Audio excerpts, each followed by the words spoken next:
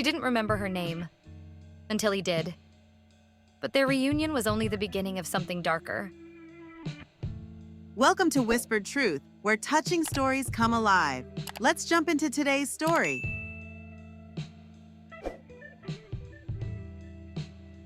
The sodium lights of downtown Seattle cast a sickly yellow glow on the wet pavement, making the rain-slicked streets look like a poorly maintained watercolor painting. David pulled his collar higher, the worn fabric of his work jacket doing little to combat the November chill. He'd finished his shift at the diner, the smell of stale coffee and fried onions clinging to him like a second skin, a constant reminder of his reality, the relentless cycle of routine. A life played out in the margins of the city that seemed to hum with a vitality he couldn't quite access. He was a creature of habit, a cog in the machine. He walked the same route home, past the same closed storefronts and graffiti-covered walls. Tonight, though, something was different. Huddled in the recessed doorway of an abandoned bookstore, like a forgotten package, was a young woman. Her thin frame was barely visible against the shadows, her face hidden beneath a tangle of dark hair. David stopped, the usual rhythm of his walk disrupted. He felt a tug, a strange mixture of pity and a deeper, nameless emotion he couldn't quite place. He shouldn't get involved. He knew that. Seattle was full of lost souls, ghosts drifting through the urban landscape. But something about her posture, the way she seemed to shrink into herself, resonated with him on a level he couldn't ignore. He'd seen that same kind of defeat in the mirror too many times. He hesitated, his boots scuffing against the damp concrete. He glanced around, the street deserted save for the distant rumble of a bus and the persistent hiss of the rain. "Hey," he finally said, his voice rough from disuse. "Are you okay?" The young woman didn't react. David stepped closer, feeling a prickle of unease. She looked younger than he'd initially thought, barely out of her teens. He could see now that she was shivering, her clothes clinging to her like damp rags. The denim jacket she wore, far too thin for the weather, offered no protection from the bite of the night. "Hey," he repeated, softer this time. "It's pretty cold out here." Still nothing. He felt a surge of something akin to protectiveness, an emotion he thought he'd buried long ago with his own failed attempts to make a difference. "I have an extra coat," he stammered, fumbling with the buttons on his own worn jacket. He pulled it off, holding it out to her. It smelled of cigarettes and grease, hardly an appealing offering, but it was the best he could do. "Here, take this, it's not much, but..." She looked up then, her eyes widening, dark and liquid like spilled ink. He could see that the corner of her lip was bruised. Her gaze was filled with suspicion and something else, something that looked like fear. It was a look that made his own chest ache. "Why?" she asked, her voice barely a whisper, as fragile as the wet leaves scattered on the sidewalk. "Why would you?" "Because," David said, the word catching in his throat. "Because you look like you need it." He extended the jacket further, his hand shaking slightly. For a moment, she didn't move, then slowly, tentatively, she reached out, her fingers brushing his. The contact sent a strange tremor through him, an electric jolt of something he didn't understand. She pulled the jacket closer, wrapping it around herself, her small frame disappearing inside the oversized fabric. "Thank you," she mumbled, her voice still barely audible. He watched as she burrowed deeper, the oversized jacket dwarfing her. "You're welcome," he said. He couldn't just leave her here. "Listen," he said, trying to sound casual. "I'm heading to the diner. They have coffee and food. It's warm. You want to come?" She looked at him, her eyes searching his face, trying to decipher his intentions. He understood the suspicion. He knew the fear. He'd worn it like a second skin for a long time. "I don't have any money," she said finally, her voice laced with a mixture of defensiveness and resignation. "It's okay," David said instantly. "My treat." He hated the sound of his own voice, so eager, so earnest. He hadn't felt this engaged, this alive in months.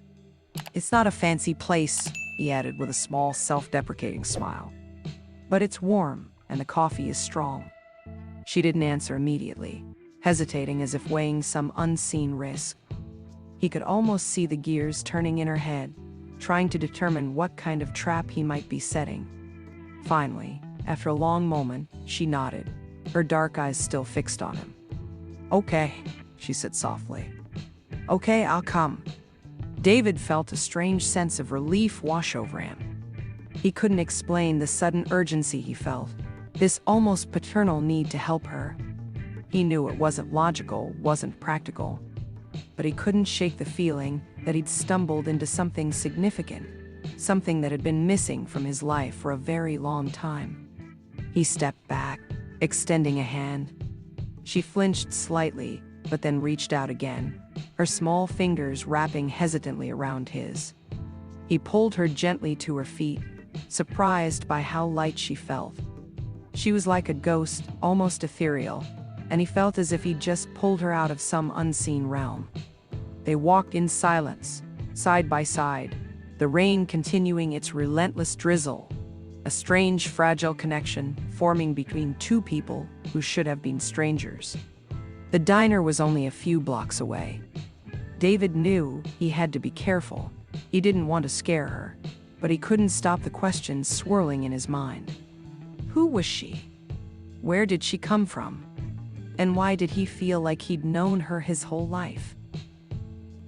He led her into the diner, the familiar smell of frying bacon and brewing coffee hitting him like a warm blanket. The fluorescent lights hummed, a comforting, monotonous drone. A few late-night customers were scattered around the booths, their faces illuminated by the harsh light. The waitress, a woman named Betty who'd been working there for what felt like forever, raised an eyebrow at the sight of him bringing in a bedraggled girl. She knew David wasn't the kind of guy to bring girls here. David guided the young woman to a booth in the back corner, away from the other patrons.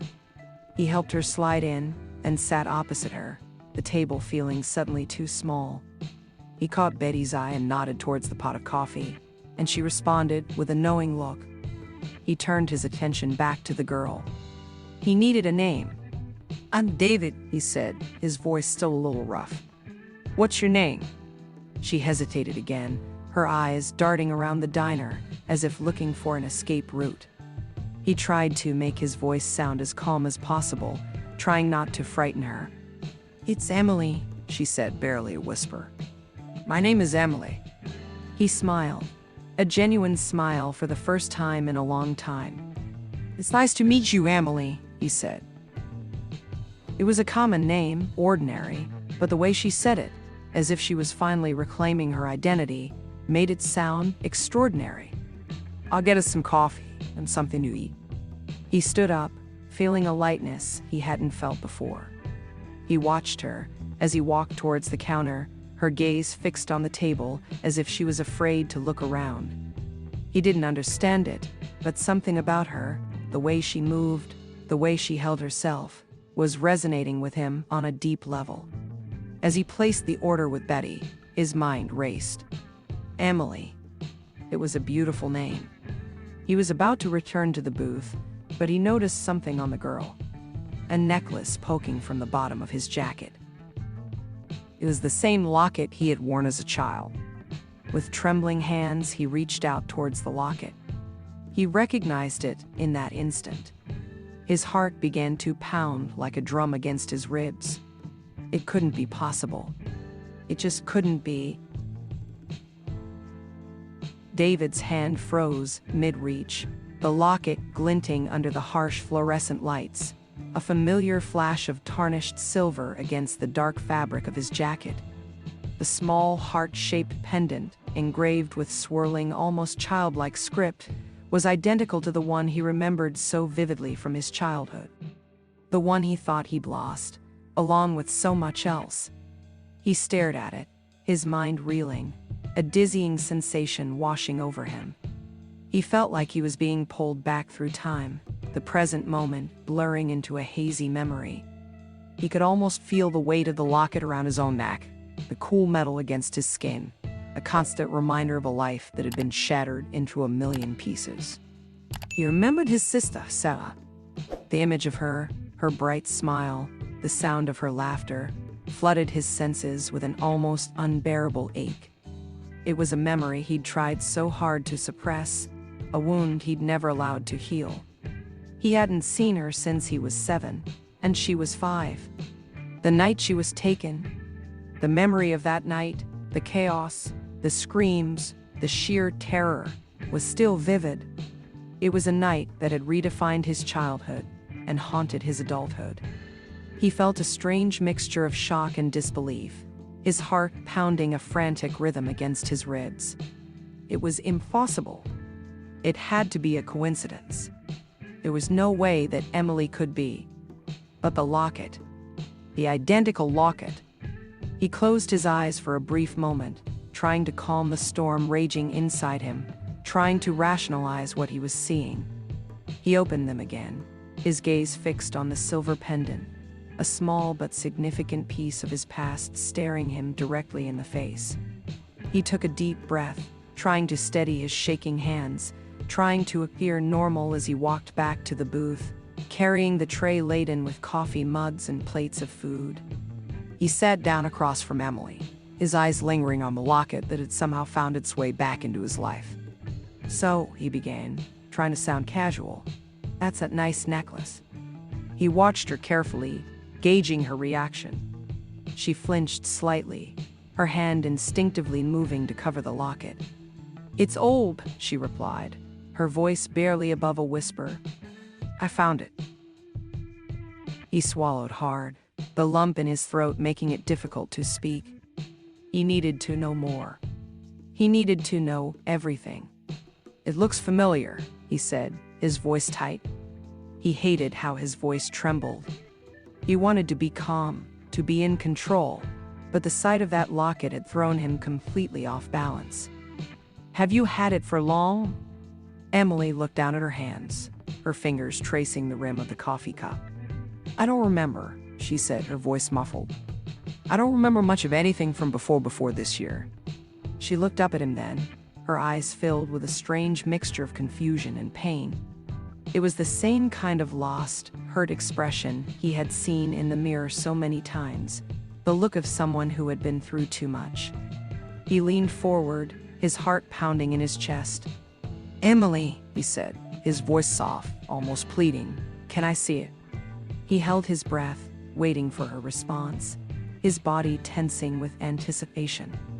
She hesitated for a long moment, her eyes darting back and forth between his, trying to decipher his intentions. Finally, slowly, she nodded and reached up, her fingers unclasping the chain and placing the locket into his outstretched palm. He closed his fingers around it, the cool metal sending a shiver down his spine. The weight of it felt familiar, too familiar, and as he opened it, his breath hitched. Inside, nestled against the worn fabric, were 2 tiny photographs. A small, slightly faded picture of 2 small children. One was a slightly larger boy, and the other was a girl. David felt his vision blur, his hands trembling. The boy in the photograph was him. He knew it, the faint, almost blurry memory of that day he was holding the tiny camera and laughing for a family photo. The little girl was Sarah.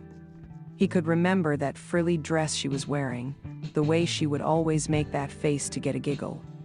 He looked up at Emily, the reality of what he was seeing crashing down on him like a tidal wave.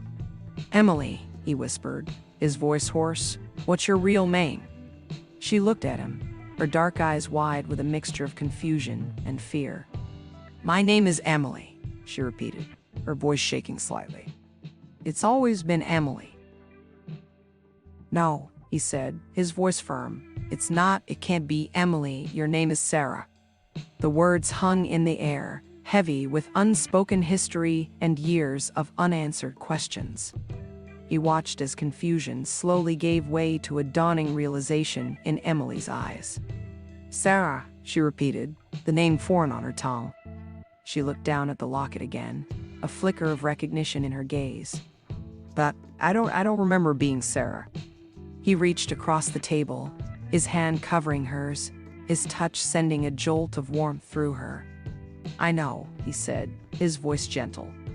I know it's hard to understand, but I'm your brother, Emily, or Sarah. I'm David. He watched as tears welled up in her eyes, a mixture of confusion, disbelief, and something else, something that looked a lot like hope. Brother, she whispered, the word a fragile sound on the air. But how? He pulled his hand back, wanting to give her time and space. He could see her fighting to understand, trying to make sense of this impossible revelation. It's a long story, he said, his voice thick with emotion. A long and painful story.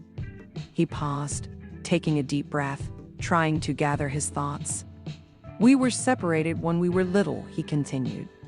I was 7 and you were 5. There was an accident and then I took you. I thought I'd never see you again. He looked at her, his gaze searching hers, trying to convey the depth of emotion he was feeling. He wanted to say so much, to explain everything, but he knew he couldn't rush it. He needed to be patient. He needed to let her process this. But it's okay, he said softly, trying to reassure her. You're here now, and I'm never going to let you go again. Wait! Sorry to interrupt you, but please subscribe to our channel Whispered Truth and reach the goal of 1,000 subscribers. Your subscribe and like helps us a lot, and comment your favorite part. Now let's get back to the story. She looked at him, her eyes filled with a mixture of hope and apprehension. I don't understand, she said, her voice barely above a whisper. But I want to. The words were simple, but they carried a weight of emotion that resonated with him on a profound level. He felt the same way. He didn't understand any of this, but he wanted to, and more importantly, he wanted to rebuild this connection they had unknowingly shared for years. We have time, he said, his voice now much calmer. He started to push the coffee in her direction, hoping it would ground her. We have all the time in the world. He reached into his pocket and pulled out his wallet, taking out a slightly faded photograph of him and Sarah. It was from the same day, same setting. He gave the photograph to Emily. She took the photograph with trembling hands. The two small children looked up at the camera, their faces shining with innocence. She looked at the photo, her eyes moving back and forth between his face and the photo. She then traced the features of the little girl in the photograph. Her little finger landed on the gap in the teeth that was a feature both children had at that age, the small gap between their two front teeth, an imperfection that was a testament to their kinship. She finally looked up at David, her eyes searching his. Is that? She started, but didn't finish. David nodded. It's us, he said softly. It's you and me? He watched as a single tear trickled down her face, a mixture of sorrow and disbelief. She began. I just don't remember any of this. It feels like I'm looking through someone else's memories. He reached across the table and took her hand again, his grip gentle but firm. It's okay, he said, trying to reassure her. It's going to take time. You've been through a lot, and your memory might not come back all at once. But I'm here, and I'm not going anywhere. He squeezed her hand gently. He wanted to tell her everything, to fill in the gaps of the past, but he knew he couldn't overwhelm her. He had to be patient. He had to let her come to terms with this incredible discovery at her own pace.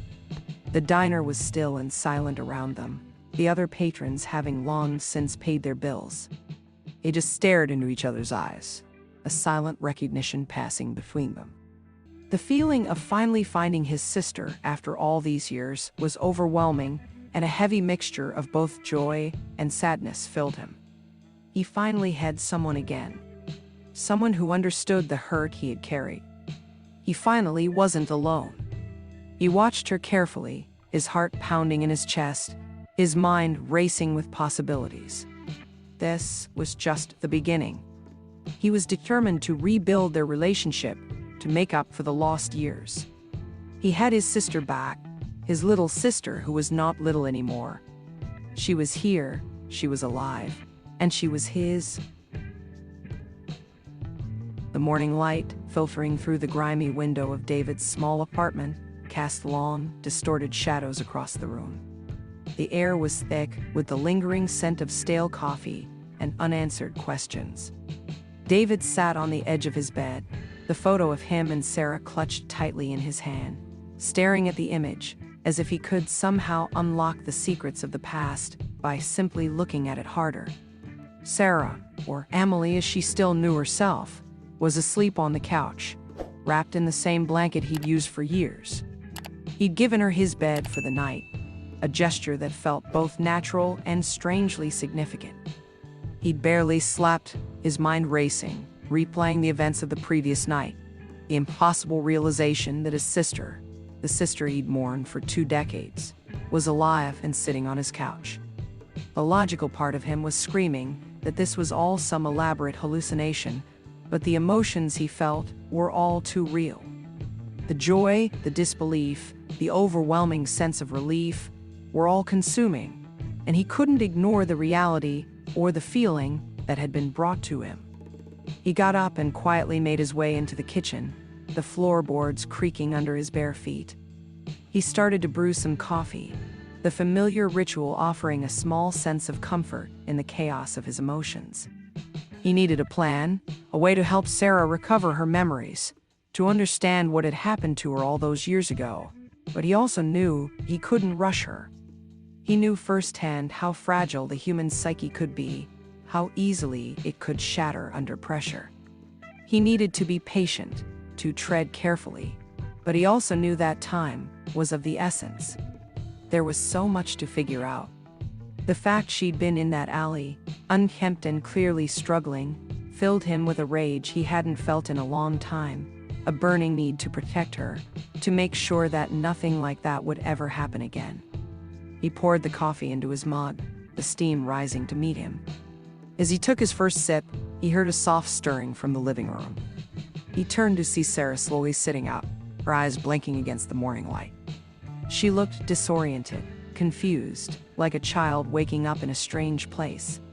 She was looking at the blanket she was wrapped in, her fingers tracing the worn fabric. It was an old blanket, one of his mother's. He watched her for a moment, then he took a deep breath. "Good morning," he said, his voice soft. "How did you sleep?" Sarah looked up, her gaze searching his face. I don't know," she said, her voice still groggy with sleep. It was weird, like a dream or maybe a nightmare. She paused for a moment, her eyes widening as she started to recall the events of the previous night. She held the locket in her hand. "It wasn't a dream," David said, placing his mug on the table and moving towards her. "It was real. You're Sarah, my sister." He sat down on the edge of the couch, careful not to crowd her. She was still fragile, still trying to comprehend what was happening to her, and he didn't want to overwhelm her. Sarah looked at him, her eyes filled with a mixture of confusion and disbelief. She opened the locket and looked at the photo inside, tracing the face of the small girl. "Sarah," she whispered, the name sounding strange on her lips. "It doesn't feel like me." David nodded, understanding her struggle. "I know," he said. "It's going to take time, your memories. They might not come back all at once, but we have time." He reached out and took her hand again, his touch gentle but reassuring. "I'm here, and I'm going to help you remember and get the answers we need." He looked at her, his gaze searching hers, trying to convey the depth of emotion he was feeling. "I was so worried about you," he said. "I thought I had lost you. I'm so happy to finally see you again, to finally hold your hand and know you're safe." Sarah looked back at him, a hint of a smile playing on her lips. I think I might be too," she said, her voice softer this time. "But what happened? Why can't I remember anything, and where have I been?" The question hung in the air, heavy with unspoken history and years of unanswered questions. David took a deep breath, knowing he had to start somewhere. "I don't know everything," he said, "but I know enough to start piecing things together. Our mother, well, She was always a bit of a mess. She had a bad temper, and she was always with people. She met this guy called Marcus. Things were good for a bit. She calmed down, but he was bad news. He was volatile, and one night he and her argued. I remember the yelling. I remember the sound of things breaking, and then they took you. It was chaos, and I could never find you after that. I was too young to understand. Sarah listened intently, her eyes fixed on his face, her brow furrowed in concentration.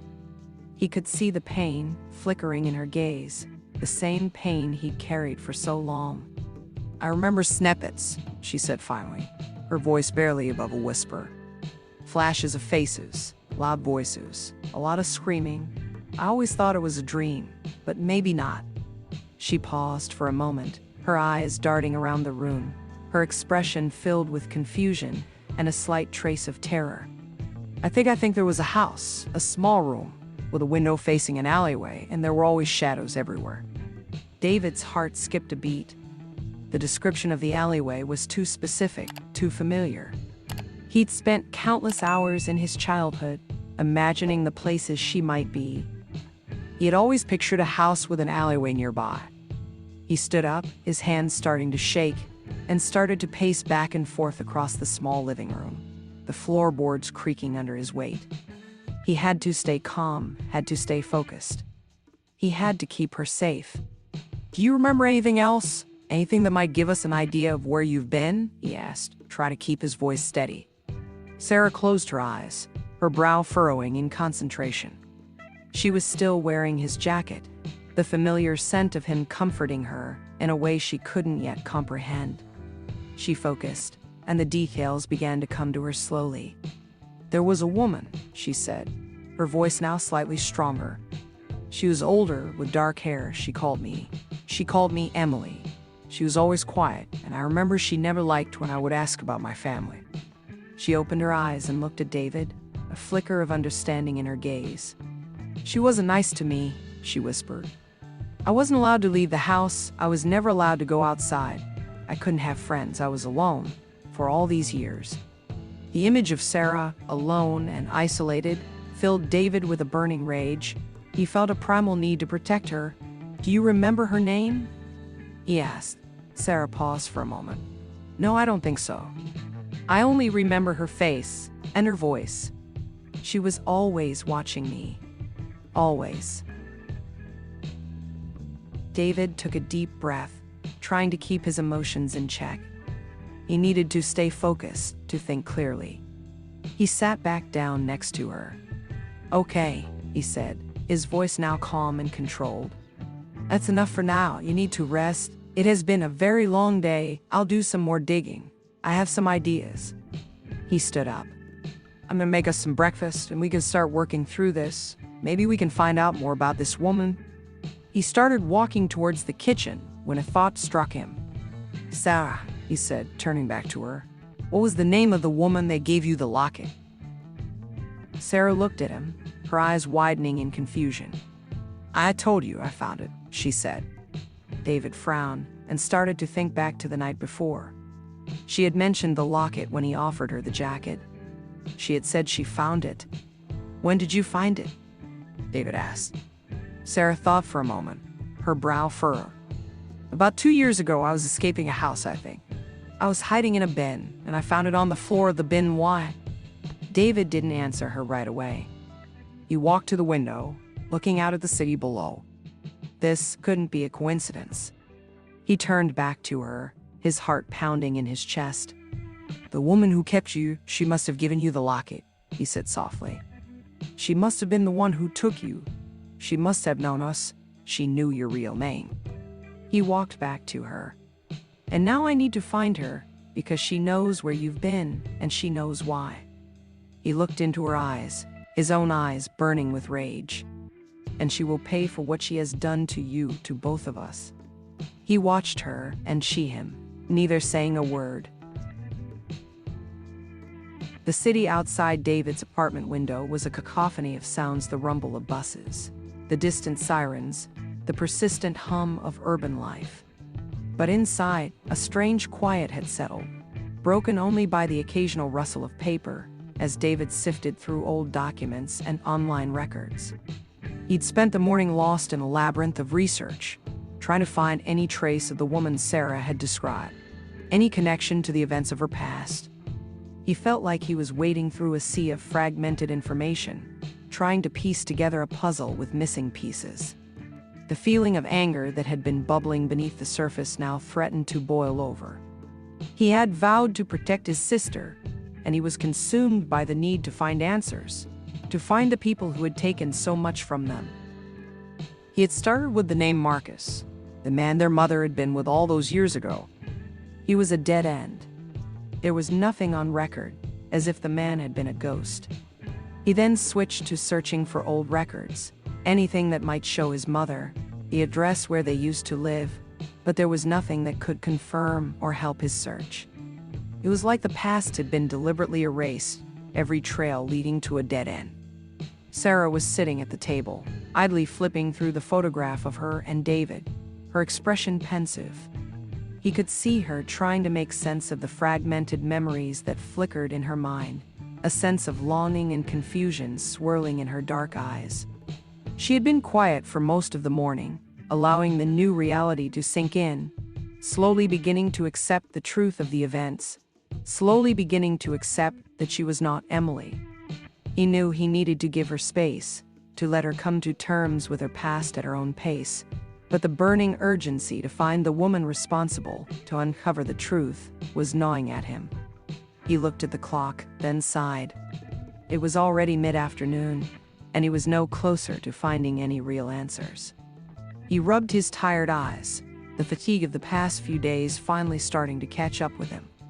He needed a break, needed to clear his head. He closed his laptop and stood up. "Come on," he said to Sarah, his voice calmer than he felt. "Let's go for a walk. You've been inside all morning. It will do you good to get out." Sarah looked up, her gaze hesitant. "Are you sure it's safe?" she asked, her voice barely above a whisper. He understood her fear, the lingering trauma of her past, and he wanted to reassure her. "Yes, I'm sure," he said, his voice firm. "I'll be with you. No one will hurt you." He reached out and took her hand, his grip gentle but firm. She squeezed his hand back, the contact sending a small jolt of comfort through him. He led her out of the apartment, into the bustling city, the familiar sights and sounds of his daily life seeming strange and distorted. He felt like he was seeing the world through a different lens, his focus sharpened by the events of the last few days, his determination fueled by his need to protect his sister. They walked in silence, past crowded sidewalks and busy coffee shops, the city a constant blur of movement and noise. He didn't know where they were going, he just knew they needed to be out of the apartment, needed to breathe fresh air. As they walked, David found himself drawn towards the familiar streets of downtown, to the alley where he had first found Sarah. He knew he shouldn't go back there, but something was pulling him in that direction. A strange sense of obligation, a desire to understand what had happened to her before that night. As they approached the alleyway, Sarah's hand tightened in his. He could feel her tension, her body recoiling at the sight of the dimly lit space. He stopped, looking at her, his heart aching with sadness. "Are you okay?" he asked. "We don't have to go there if you don't want to." Sarah hesitated for a moment, then shook her head, her gaze fixed on the dark shadows of the alleyway. "No," she said, her voice quiet. It's okay, I think maybe I need to." She took a deep breath and pulled him towards the alley, her steps hesitant but determined. They walked further into the dark passage, the sounds of the city fading away, replaced by the echo of their own footsteps. Sarah stopped, looking around, her eyes scanning the walls, the bins, the ground. "I remember this," she whispered, her voice trembling slightly. "I remember the smell of it all." David watched her, his heart pounding in his chest. He could see the memories surfacing in her mind, the fragments of the past slowly piecing themselves together. "What do you remember?" he asked, his voice barely above a whisper. Sarah closed her eyes, her brow furrowed in concentration. She took a deep breath, the tension in her body slowly starting to relax. I remember hiding in a bin. The smell was awful. I was so cold and so hungry, and I was scared. It was the woman who kept me was looking for me. I don't know why, but she was. I just needed to get away. I remember the floor was damp. The bin was wet. That was where I found this.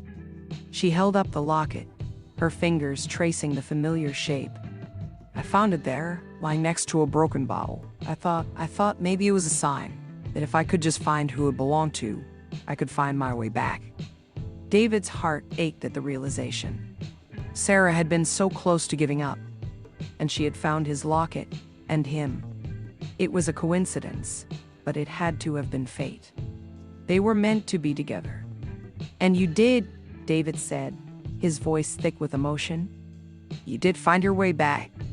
He reached out and pulled her into a hug, holding her close, his own eyes starting to water. He felt a wave of protectiveness wash over him, a primal need to keep her safe, to never let her go again. He pulled back slightly, looking at her, his gaze searching hers. What do you remember about the woman? He asked. Did she ever talk about our family? Sarah thought for a moment, her brow furrowed. Not really, she said. She was always quiet, always watching me. I remember once she got angry because I was drawing a picture of a house with a tree outside. Just like our old place.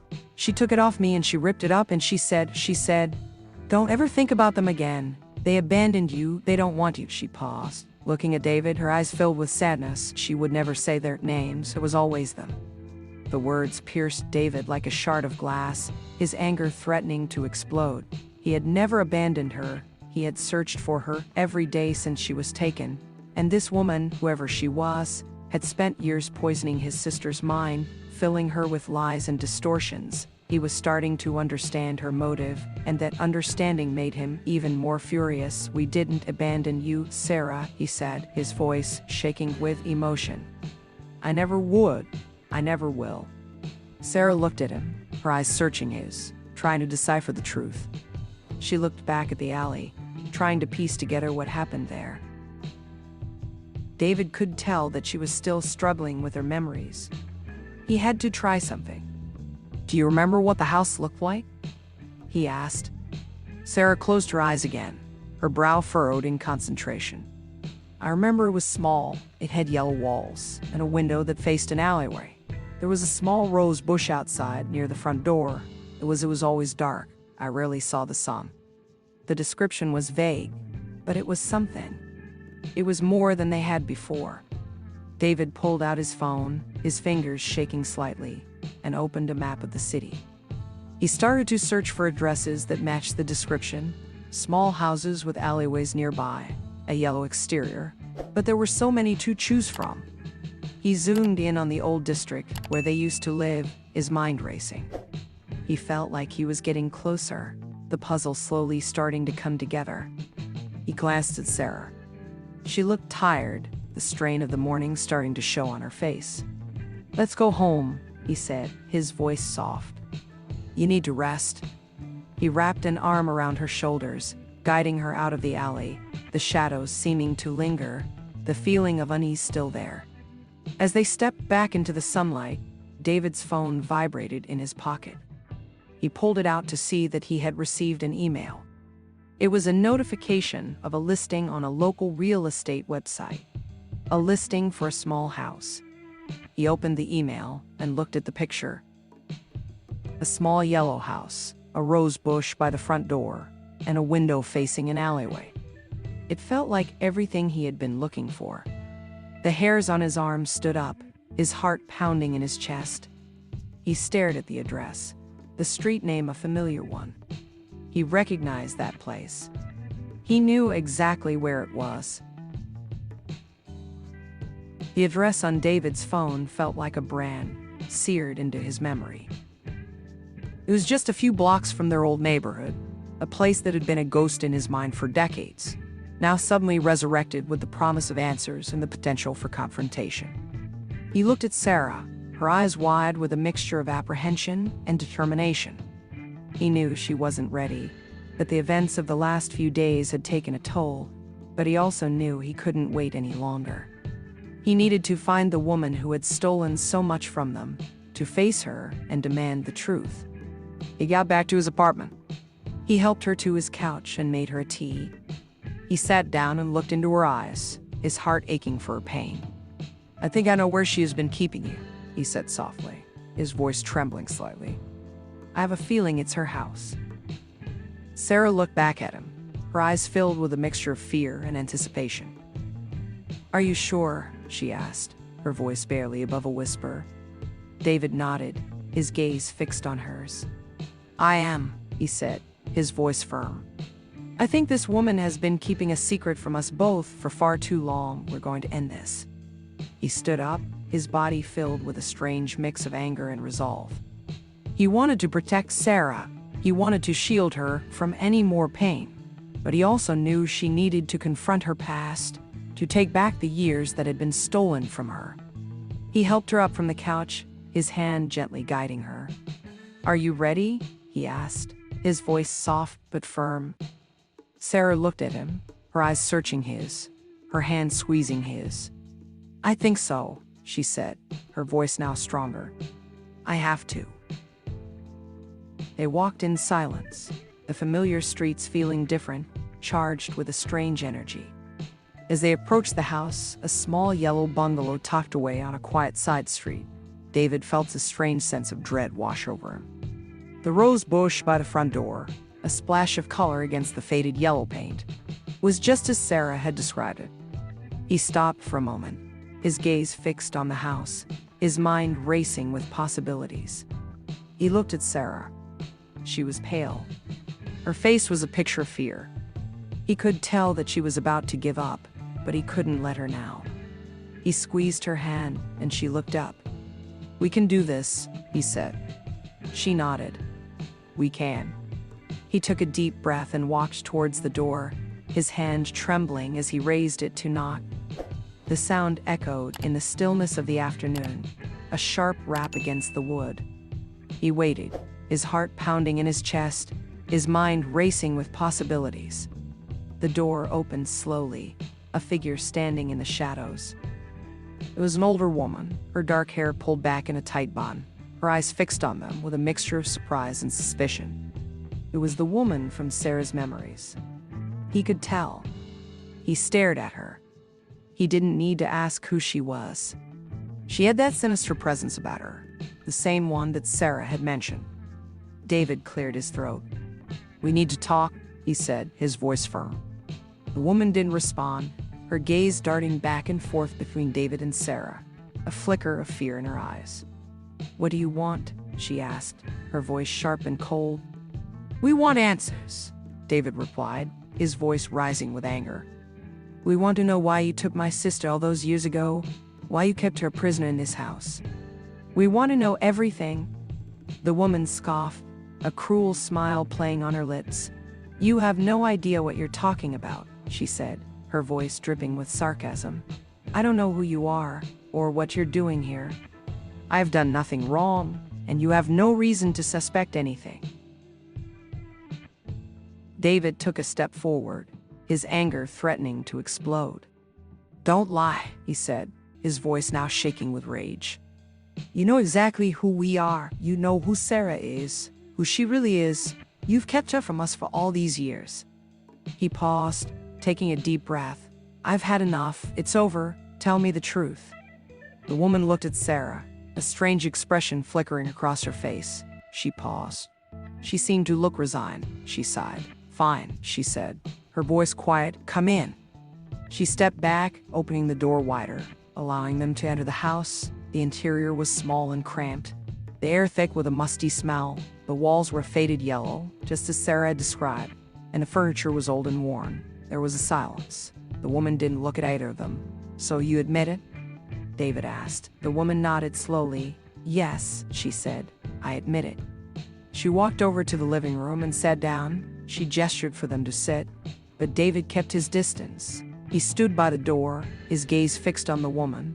Sarah sat in the chair next to him, her hand still held firmly in his. "Why?" Sarah asked, her voice trembling slightly. "Why did you keep me? Who are you?" The woman sighed, her gaze fixed on the floor. My name is Eleanor, she said, and your mother, well, she was my sister. She finally looked up. She was always jealous of me. She was always getting into trouble. She was always so messy, chaotic. I was always so much better than her, but she always had what I wanted. The men, the attention, all the things I desired. She finally got what she deserved. She got that man, that Marcus. He was a horrible person, but she wouldn't see it. And then he took everything away from me. She paused, taking a deep breath. I was going to take your mother, but he beat me to it. And then I found Sarah. And then I finally had something that she wanted. Her precious little girl. She looked at Sarah, a strange expression on her face.